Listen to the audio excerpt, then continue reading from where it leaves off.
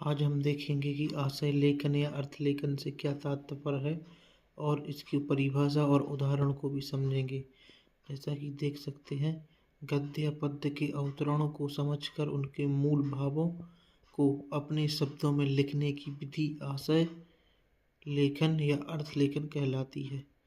आशय न तो किसी अवतरण का सारांश होता है, न व्यवस्था और न ही भावार्थ।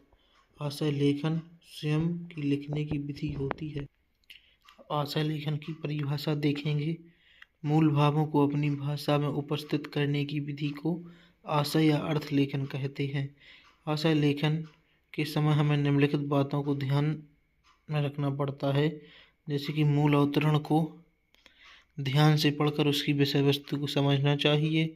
अवतरण के मूलार्थ को समझ लेने के बाद महत्वपूर्ण तथ्यों तथा विचारों को स्पष्ट विभाजन या विश्लेषण कर लेना चाहिए।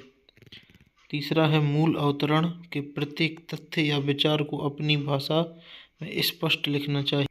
चौथा इसमें बताया गया है, आशय या अर्थ लेखन के लिए विस्तार या संज्ञेय का कोई निश्चित नियम नहीं है, परंतु उसका मूलार्थ भाव स्पष्ट हो।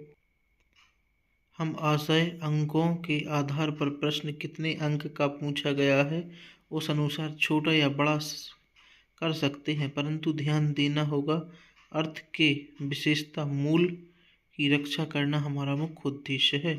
आशय की भाषा अपनी होनी चाहिए जो सरल हो। कठिन भाषा लिखने की आवश्यकता नहीं होती है।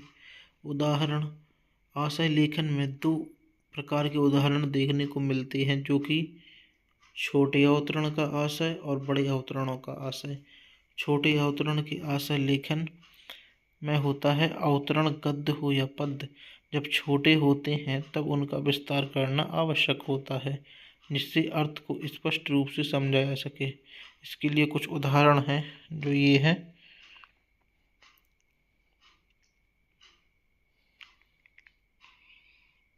और जो बड़े अवतरण का आशय लेखन है, जब बड़े अवतरण होते हैं तो उनकी व्याख्या करने की आवश्यकता नहीं होती है, उसे संक्षेप में लिखा जाता है।